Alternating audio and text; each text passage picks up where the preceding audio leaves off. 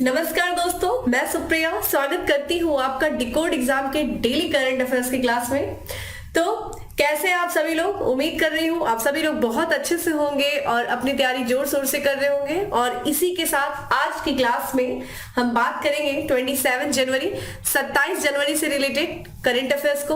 तो चलिए जल्दी से आप सभी लोग सेशन से जुड़ जाइए, सेशन को ज्यादा से ज्यादा आप सभी लोग शेयर करें।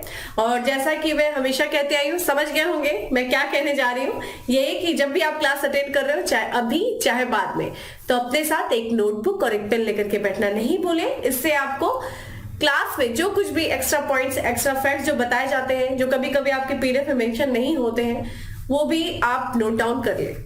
तो इसलिए साथ में नोटबुक और एक पेन लेकर के बैठे आप लोग, जो कुछ भी बता रही हो आप लोग नोट डाउन करिए, रिवीजन करिए। और हाँ, जितना भी कुछ अभी तक आप लोगों ने पढ़ा है रिवीजन करते रहिए। एक साथ बल्क में जब सारी चीजें आ जाएंगी तो पॉसिबल नहीं होता है रिवीजन करना, ठीक है। तो चलिए जल्दी से क्लास स्टार्ट करते हैं। उसके पहले कहना चाहूंगी जल्दी से चैनल को सब्सक्राइब कर लीजिए और बेल आइकन को प्रेस कर लीजिए। इससे आपको चैनल से रिलेटेड हर क्लास की वीडियो का प्रॉपर नोटिफिकेशन मिलेगा और आपकी कोई भी क्लास मिस नहीं होगी। चलिए देर नहीं करते हैं और अपनी क्लास पर आते हैं। और आज की क्लास में हमारा सबसे पहला प्रश्न है कि निम्नलिखित में से किस सेना द्वारा ऑप्स अलर्ट अभ्यास आयोजित किया गया?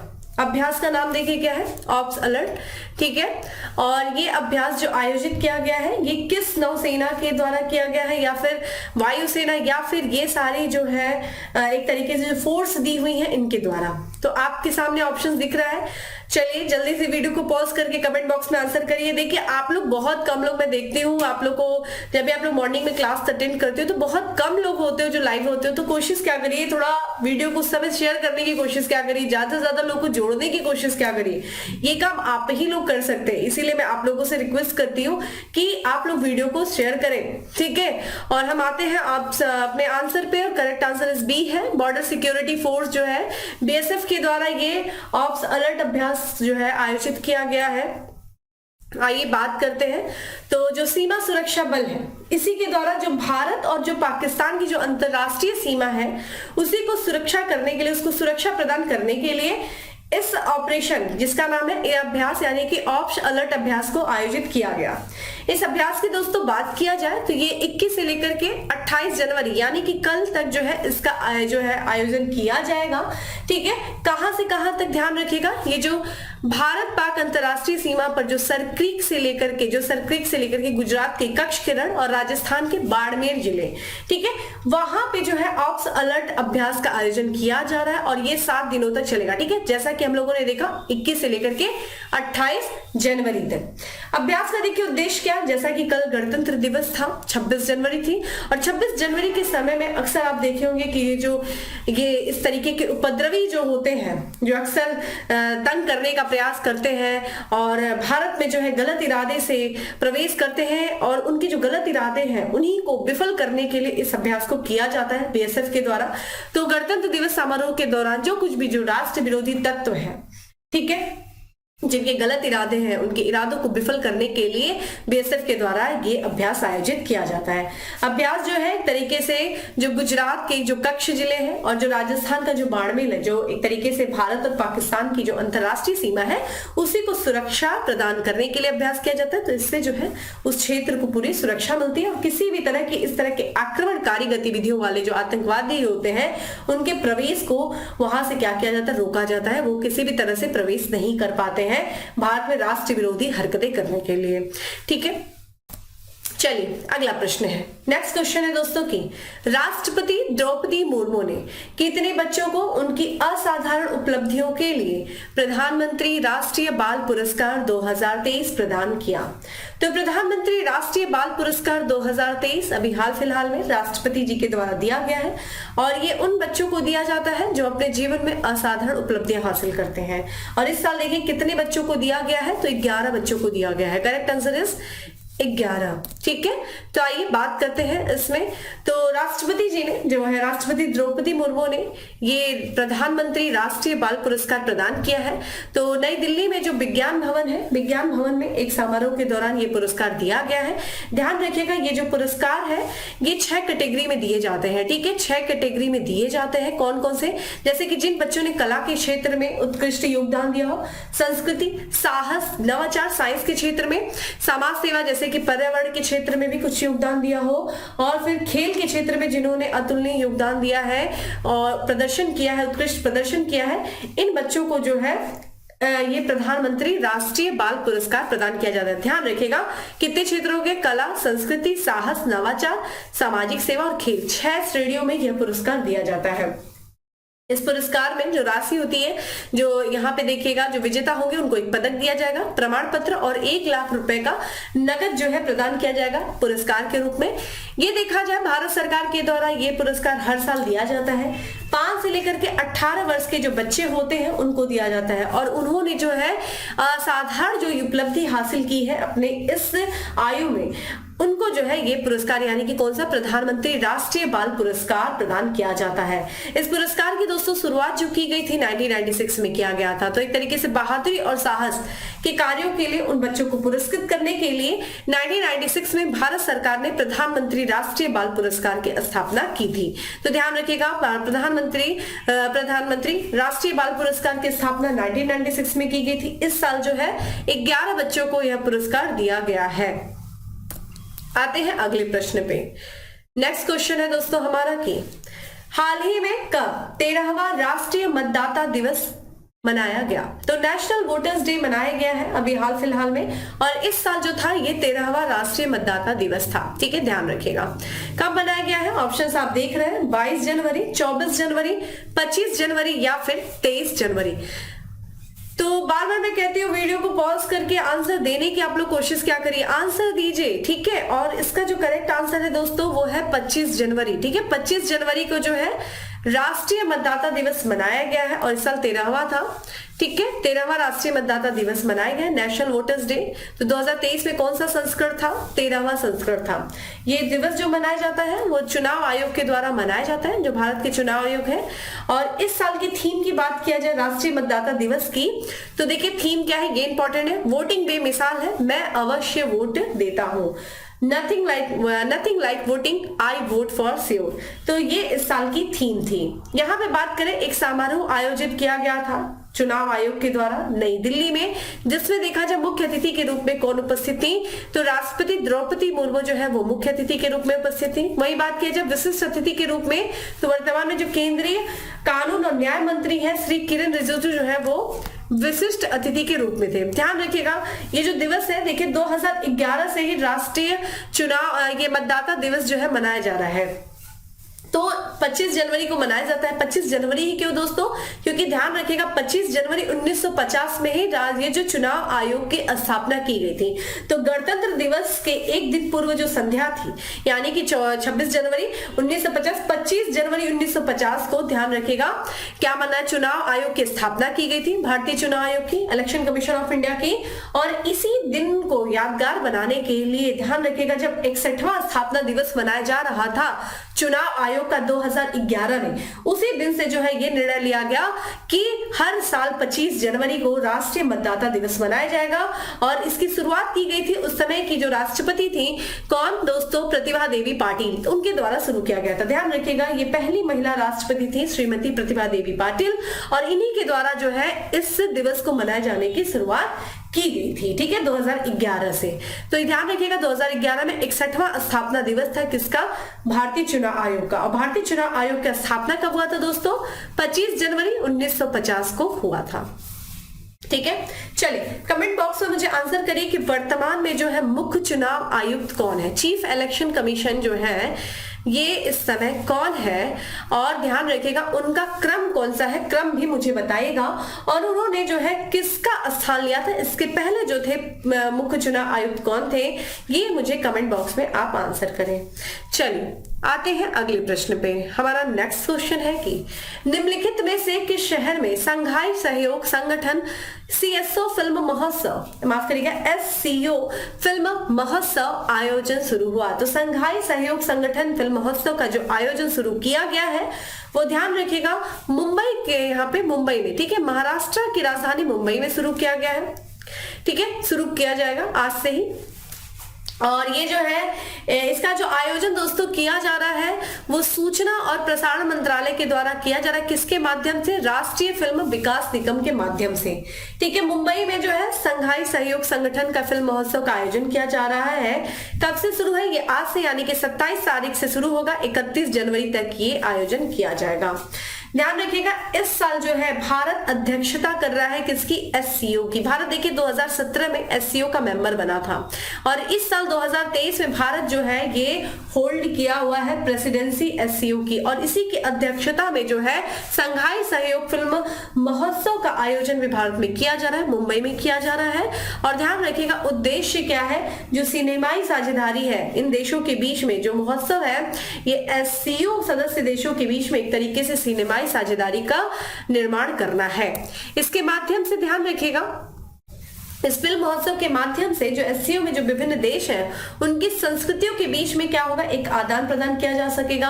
सामूहिक सिनेमा का जो अनुभव है उनके माध्यम से एससीओ सदस्यों के जो फिल्म समुदाय है उनके बीच में सद्भाव जो है पैदा किया जा सकेगा। तो एक तरीके से एक दूसरे की संस्कृति का आदान प्रदान करना और एक दूसरे के साथ जो है सद्भाव पैदा करना इन देशों के बीच में जो एससीओ के सदस्य देश है, वही इसका उद्देश्य है इस महोत्सव को मनाए जाने का।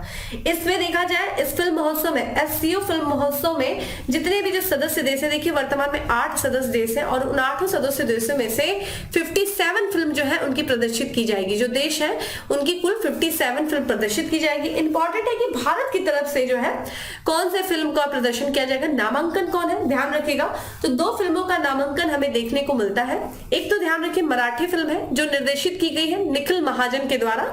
कौन सी फिल्म है? गोदावरी। ठीक है, आप यहाँ पे स्क्रीन पे देख रहे होंगे गोदावरी। ठीक है, और ये एक मराठी फिल्म है। और दूसरी देखिएगा एक गुजराती फिल्म है जिसका नाम क्या है? The last film show. ठीक है, ये निर्देशित की गई थी पान नलिनी के द्वारा। ठीक है, तो ये 2 फिल्मों का एक तरीके से नामांकन है एससीओ। बाकी ओवरऑल देखा जाए तो 57 फिल्मों को प्रदर्शित किया जाएगा इन सदस्य देशों के फिल्मों का। अब बात कर लेते हैं संघाई सहयोग यहाँ पे जो है कॉर्पोरेशन यानी कि संघाई कॉर्पोरेशन ऑर्गेनाइजेशन एससीओ। देखिए एससीओ जिसकी स्थापना कब हुई थी दोस्तों? 15 जून को हुई थी, 2001 में हुई थी। हेडक्वार्टर की बात किया जाए तो चीन के शहर बीजिंग में इसका हेडक्वार्टर है।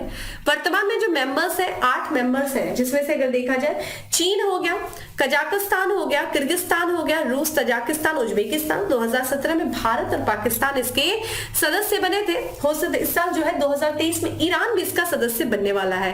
अगर हम पर्यवेक्षक देश की बात करें, ऑब्जर्वर स्टेट्स की बात किया जाए तो हमें बेलारूस, ईरान, मंगोलिया, अफगानिस्तान भी देता है, जैसे कि यहाँ पे आप देख सकते हैं। ठीक है, ये इसके सदस्य देश है। यहाँ पे डायलॉग पार्टनर है, गेस्ट अटेंडेंस यहाँ पे आप देखने को मिल सकता है। ठीक है, और यहाँ पे आप कुछ और भी महत्वपूर्ण इंफॉर्मेशन आपको देखने को मिल सकती है। 1996 में ध्यान रखिएगा ये एक तरीके से इसका फाउंडेशन हुआ था, प्रोसीजर शुरू हुआ था, लेकिन हुआ स्टार्ट इसके बाद। ठीक है, तजाक यहाँ पे उज्बेकिस्तान जो है 2001 में जुड़ा। तो एक तरीके से हमें यहाँ पे ओवरऑल जो चीजें देखने को मिलती है एससीओ, तो ये सारी चीजें इंपॉर्टेंट है। थोड़ा सा इसका गोल देख लीजिए, ऑब्जेक्टिव देख लीजिए, बेसिक डॉक्यूमेंट्स देख लीजिए, यहाँ पे कुछ इंफॉर्मेशन जो दी हुई है। तो दोस्तों ये था हमारा एससीओ से रिलेटेड संबंधित चीजें। चलिए अब बात करते हैं यहाँ पे अगले प्रश्न की। नेक्स्ट क्वेश्चन है हमारा कि निम्नलिखित में से किस सेना द्वारा अभ्यास ट्रोपेक्स 2023 शुरू किया गया है? तो एक्सरसाइज ट्रोपेक्स है जिसका शुरुआत की गई है किस नौसेना के द्वारा या फिर वायुसेना, आप देख सकते हैं। तो दोस्तों इसका जो करेक्ट आंसर है वो है नौसेना। ये एक सामुद्रिक अभ्यास है, अभ्यास ट्रोपेक्स, जिसका आयोजन किया जा रहा है नौसेना के द्वारा। आइए इसके बारे में बात करते हैं। तो ये जो है 2023 का जो संस्करण है ट्रोपेक्स का, ठीक है, ये एक समुद्री अभ्यास है ट्रोपेक्स, जिसका आयोजन किया जा रहा है भारतीय नौसेना के द्वारा। कहाँ शुरुआत की गई है? हिंद महासागर में। ठीक है, हिंद महासागर का क्षेत्र बहुत इस तरह सेंसिटिव है और एक तरीके से उस क्षेत्र की स्थिरता को बनाए रखना, शांति बनाए रखना, ये एक उद्देश्य है हमारे देश का, यानी कि हमारी सरकार का, क्योंकि भारत जो है हिंद महासागर के शीर्ष में बैठा हुआ है। और यहाँ पे जो है इस ट्रोपिक्स अभ्यास जो है इसी उद्देश्य से किया जा रहा है नौसेना के द्वारा। देखिए 3 महीनों तक ये अभ्यास चलेगा, जनवरी में शुरू हुआ है, मार्च तक इस अभ्यास का आयोजन किया जाएगा। ये एक द्विवार्षिक अभ्यास है, ध्यान रखिएगा। ट्रोपिक्स जो है ये 2 साल में एक बार किया जाता है, 2 साल पे किया जाता है, 2 साल में एक बार किया जाता है। और ये संचालन स्तर जो है द्विपक्षीय द्विवार्षिक है। और ये ध्यान रखिएगा नौसेना का सबसे बड़ा वॉर गेम भी इसको जाना जाता है ट्रोपिक्स को। इसमें देखिए नौसेना तो है ही और भी जो विभिन्न इकाइयां हैं वो भी इसमें भाग लेती हैं भागीदारी के रूप में, जैसे कि भारतीय थल सेना, भारतीय वायुसेना, तटरक्षक बल। तो एक तरीके से देखिए नौसेना अभ्यास है और समुद्र से संबंधित है। तो ध्यान रखिएगा भारत की जो समुद्रीय सीमा है, जो तटीय क्षेत्र है, उन्हीं को क्या करना, एक तरीके से सुरक्षा पहुंचाना। तो तटीय क्षेत्रों की रक्षा करना और समुद्री क्षेत्र में एक तरीके से जो ये घुसपैठ है बढ़ रही है देशों की, तो वो एक तरीके से हमारे देश की जो है सुरक्षा के लिए चुनौती है। तो इन सब चुनौतियों का सामना करना और अपने क्षेत्र में, समुद्री क्षेत्र में, हिंद महासागर क्षेत्र में शांति बनाए रखना, यही इसका उद्देश्य है।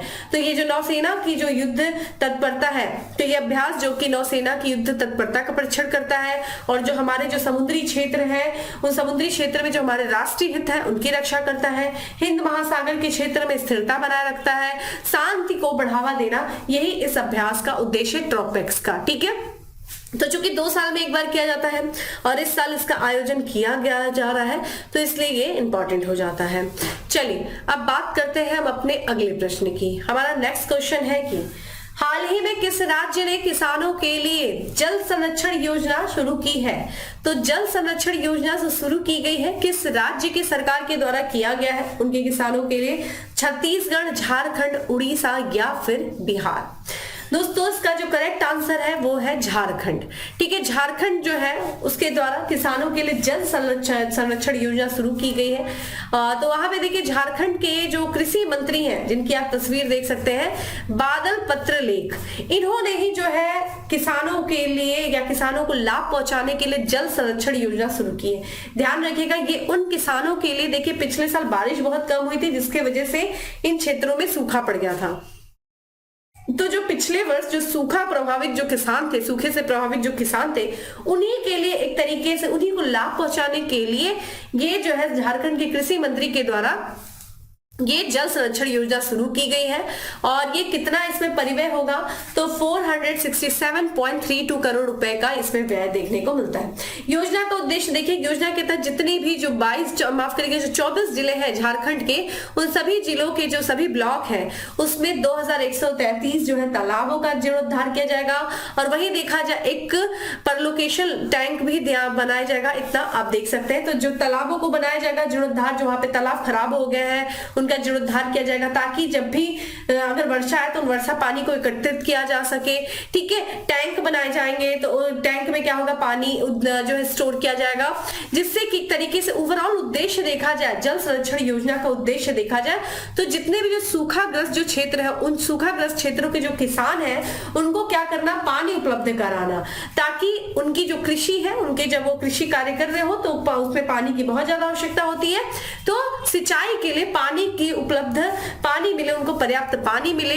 ठीक है, इसका जो है इसीलिए इस जल संरक्षण योजना का शुरुआत की गई। तो जल को संरक्षित करना, ताकि जो सूखाग्रस्त क्षेत्र है वहां पे कृषि कार्य के लिए, सिंचाई के लिए जल को उपलब्ध कराना, यही झारखंड सरकार के द्वारा शुरू की गई योजना जल संरक्षण योजना है।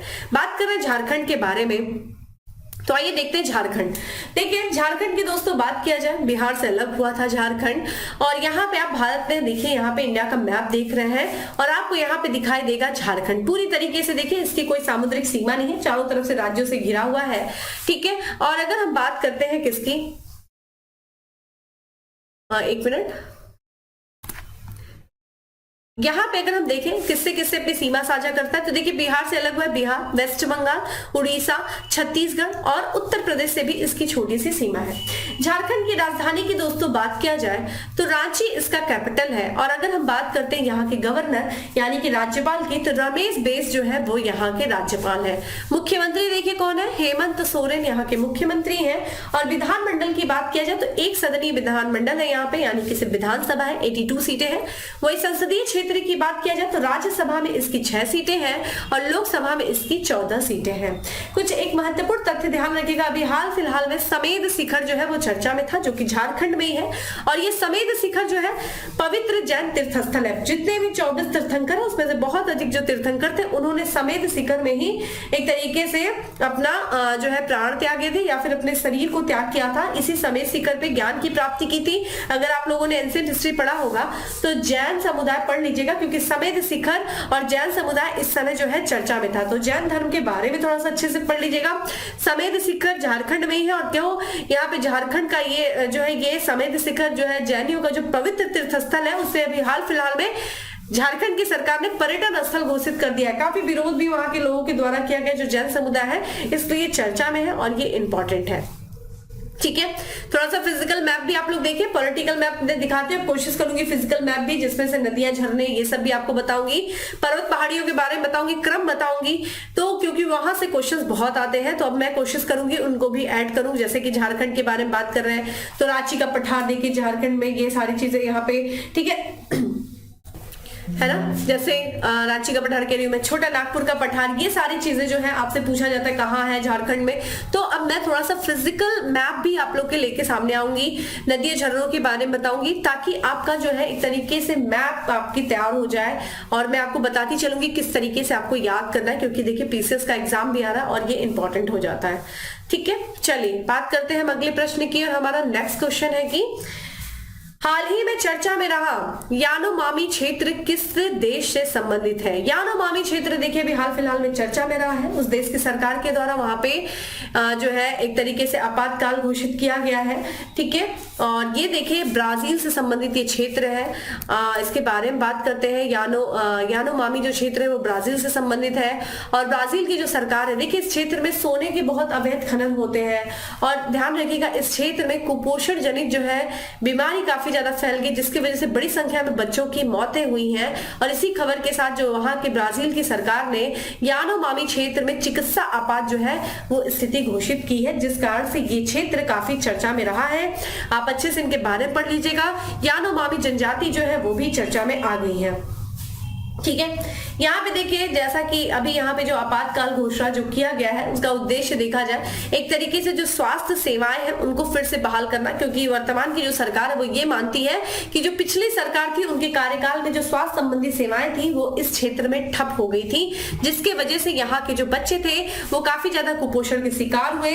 इतना तक ये मानना सरकार का कि वहां पे जो बहुत सारी ऐसी बीमारियां तो जो ठीक हो सकती थी, लेकिन पर्याप्त सहायता नहीं मिलने के कारण जो है उन बच्चों को, उन बीमारियों के कारण उन बच्चों की मौतें हो गई। तो काफी ज्यादा बच्चों की मौतें जो रही तो बीमारी फैलने से, जिस कारण से ये क्षेत्र खबर में आया, चर्चा में आया और फिर वहां की सरकार ने वहां पे क्या किया, चिकित्सा आपात स्थिति घोषित किया।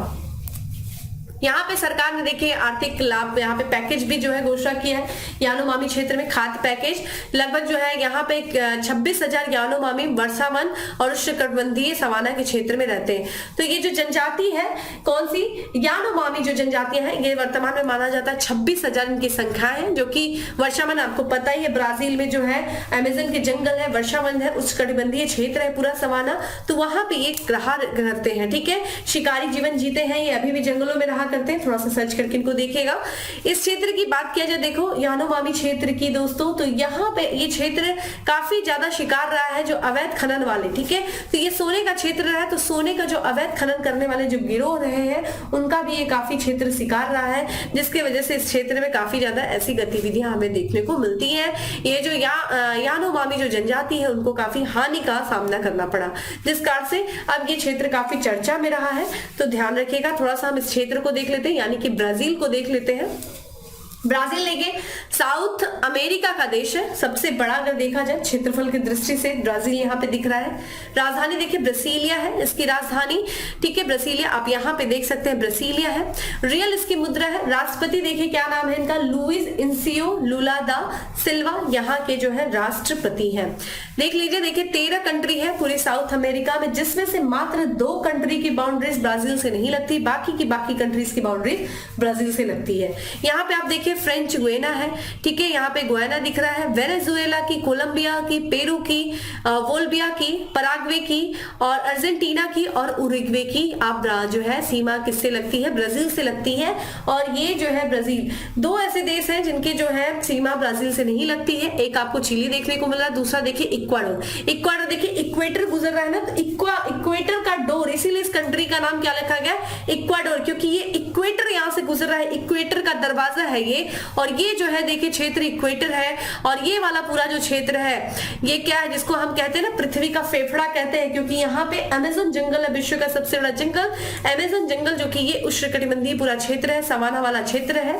और यहीं पे जो है ये जनजाति यानोमामी जनजातियां रहा करती हैं और जिस कारण से ये क्षेत्र काफी चर्चा में है। तो थोड़ा सा अच्छे से इसके बारे में देख लीजिएगा, ठीक है। चलिए अब बात करते हैं हम अपने अगले प्रश्न की। और दोस्तों हमारा अगला प्रश्न है कि निम्नलिखित में से कहां देश का दूसरा रिवर सीएनजी टर्मिनल बनेगा। सीएनजी यहाँ पे देखा जाए तो कंप्रेस्ड नेचुरल गैस जो टर्मिनल बनेगा ये देश का दूसरा है। इंपॉर्टेंट इसलिए है दोस्तों क्योंकि ये उत्तर प्रदेश में बन रहा है, जिस कारण से इसको क्वेश्चन में शामिल किया गया है। उत्तर प्रदेश के काशी में प्रधानमंत्री जी का ये गढ़ है, ठीक है, क्षेत्र है काशी, और ये जो है वाराणसी के काशी में इसको बनाया जा रहा है उत्तर जो है दूसरा रिवर सीएनजी टर्मिनल, जिस कारण से ये क्वेश्चन आपके लिए इंपॉर्टेंट है क्योंकि उत्तर प्रदेश स्पेशल भी हो जाता है। तो ये उत्तर प्रदेश का जो काशी है वहां पे जो घाट है रविदास घाट, ध्यान रखिएगा ये घाट इंपॉर्टेंट है, किस घाट से पूछा जा सकता है अगर इन डेप्थ थोड़ा सा क्वेश्चन गया तो। रविदास घाट पे जो है देश का दूसरा सीएनजी टर्मिनल बनेगा, ठीक है। तो यहाँ पे जो पर्यावरण मंत्रालय है उनके द्वारा मंत्री जो उनके द्वारा ये बात बताई गई है और इसके लिए भी जो है पर्यावरण मंत्रालय लगातार चर्चा कर रहा है किससे, उत्तर प्रदेश सरकार से, ताकि भाई तो जमीन उमीन दोगे तभी तो बनेगा। तो अगर ये बात पूरी हो जाती है तो औपचारिक रूप से जब ये पूरी बात हो जाएगी तो पर्यावरण मंत्रालय के ही द्वारा जो है इस सीएनजी टर्मिनल को बनाया जाएगा। क्योंकि ये देश का दूसरा सीएनजी टर्मिनल होगा उत्तर प्रदेश से काशी में। पहले टर्मिनल की बात किया जाए दोस्तों जिसकी आधारशिला प्रधानमंत्री जी के द्वारा सितंबर 2022 में रखी गई थी, कहां पे दोस्तों, गुजरात के भावनगर में, ठीक है। ध्यान रखिएगा गुजरात के भावनगर में दुनिया का पहला सीएनजी टर्मिनल बना है और इसको अभी आधारशिला रखी गई थी सितंबर 2022 में प्रधानमंत्री जी के द्वारा। और दूसरा कहां बनने जा रहा है, उत्तर प्रदेश की काशी में, इसलिए ये क्वेश्चन आपके लिए इंपॉर्टेंट हो जाता है। अब बात करते हैं अपने अगले प्रश्न की। और दोस्तों हमारा अगला प्रश्न है कि हाल ही में प्रथम इंडिया स्टेक डेवलपर सम्मेलन का आयोजन कहां किया गया। तो प्रथम इंडिया स्टेक डेवलपर सम्मेलन का जो आयोजन किया गया है, ऑप्शंस आप देख रहे हैं और इसका करेक्ट आंसर देखिए, देश की राजधानी नई दिल्ली में किया गया। आइए इसके बारे में बात करते हैं। तो देखिए 25 जनवरी को किया गया है, ठीक है, इंडिया स्टेक डेवलपर सम्मेलन, और ये पहला सम्मेलन था, नई दिल्ली में इसका आयोजन किया गया है। इस सम्मेलन में देखिए दुनिया भर में जितने भारत का जो डिजिटल सामान है उसको एक तरीके से लोगों के द्वारा अपनाया जाए, पूरी दुनिया जो है भारत के डिजिटल शक्ति के डिजिटल क्षमता के बारे में जान सके और इसके सामानों को अपना सके। इसको सुनिश्चित करने के लिए ये किस तरीके से होगा, क्या क्या संसाधनों की जरूरत पड़ेगी, इन सारी चीजों की चर्चा इस दौरान की गई इंडिया स्टेक डेवलपर सम्मेलन के दौरान। इस सम्मेलन में देखा जाए उद्योग हो गया, ठीक है, सरकार हो गए, स्टार्टअप हो गया और यूनिकॉर्न्स जो हो गए और शिक्षा जगत से लगभग 100 से अधिक डिजिटल प्रतिनिधियों ने भाग लिया है। और इस सम्मेलन में ध्यान रखिएगा एक तरीके से ये जो सम्मेलन है ये मंच प्रदान करता है कि किसके लिए, जो भारत के अंदर जो कि एक मजबूत जो स्टार्टअप पारिस्थितिकी तंत्र बनाने का तरीका पता लगाने के लिए उद्योग और डेवलपर समुदाय के द्वारा। तो किस तरीके से भारत के अंदर जो स्टार्टअप है, स्टार्टअप पारिस्थितिकी तंत्र बनाया जाए, एक मजबूत स्टार्टअप पारिस्थितिकी तंत्र बनाया जाए। तो इस स्टार्टअप से जुड़े हुए जो उद्योग जगत है, जो डेवलपर समुदाय है, उनसे चर्चा करने के लिए एक बहुत ही बढ़िया ये मंच उपलब्ध कराता है कौन, ये स्टेक डेवलपर जो है सम्मेलन। तो ये इंडिया का पहला जो है फर्स्ट इंडिया स्टेक डेवलपर जो समिट हुई है, कॉन्फ्रेंस हुआ है, वो हुआ है नई दिल्ली में 25 जनवरी को, ठीक है। चलिए आते हैं अपने लास्ट एमसीक्यू पे, और आज का हमारा लास्ट एमसीक्यू है जो कि स्पोर्ट्स से रिलेटेड है कि निम्नलिखित में से कौन न्यूजीलैंड के खिलाफ श्रृंखला जीतकर आईसीसी रैंकिंग में number 1 ODI one day international team बन गया है, ठीक है। तो यहाँ पे जो है कौन है आईसीसी रैंकिंग में पहला कौन बन गया है टीम, तो ये भारत बन गया है न्यूजीलैंड के खिलाफ जो श्रृंखला को जीत करके। तो ओडीआई नंबर 1 ओडीआई टीम बनी है भारत। तो ये बहुत ही सम्मान की बात है, प्राउड वाली बात है। और हम देख रहे हैं किस तरीके से हम स्पोर्ट्स में कितना आगे जा रहे हैं। तो भारत देखा जाए जो न्यूजीलैंड के खिलाफ जो श्रृंखला थी उसमें जीत दर्ज किया और इसी जीत के साथ भारत जो है आईसीसी रैंकिंग में नंबर 1 ओडीआई टीम बन गया है। ठीक है, ध्यान रखिएगा ये न्यूजीलैंड को 3-1 से हराया था भारत ने आईसीसी पुरुष की, और उसी के साथ इसने पहला स्थान हासिल किया था। जो फाइनल मैच खेला गया था वो मध्य प्रदेश के जो स्टेडियम है इंदौर का जो आपका होलकर स्टेडियम है उसी में ये सीरीज को आखिरी जो मैच खेला गया था। ठीक है, तो यहाँ पे आईसीसी रैंकिंग में नंबर 1 टीम कौन सी है, जो है नंबर 1 ओडीआई टीम कौन बन गई दोस्तों, भारत। ठीक है, तो यहां से रिलेटेड क्वेश्चंस आता है, जैसे नंबर 1 ओडीआई टीम भी है, नंबर 1 T20 जो है टीम भी है, नंबर सेकंड पे आती है टेस्ट टीम के रूप में। तो ये भी थोड़ा सा डेटा ध्यान रखिएगा, तो ये काफी इंपॉर्टेंट है। चलिए अब बात करते हैं फैक्ट्स ऑफ द डे की, छोटा पैकेट बड़ा धमाका। और यहाँ पे देखते हैं क्या क्या आज के फैक्ट्स हमें देखने को मिल रहे हैं। दोस्तों सबसे पहला हमें फैक्ट देखने को मिल रहा है, देखिए इसके क्वेश्चन भी मैंने आपसे पूछा था, आप लोगों ने आंसर भी किया, लेकिन मैंने सोचा फिर से थोड़ा सा रिवीजन हो जाए कि राष्ट्रीय बालिका दिवस देखिए कब मनाया गया है, 24 जनवरी को मनाया गया था। और मैंने आप लोगों से पूछा भी था, देखिए 24 जनवरी को 2 दिवस मनाया जाता है, एक तो राष्ट्रीय बालिका दिवस भी मनाया जाता है और दूसरा देखा जाए तो उत्तर प्रदेश स्थापना दिवस भी मनाया जाता है 24 जनवरी को। आप लोगों ने मुझे इसका आंसर किया था।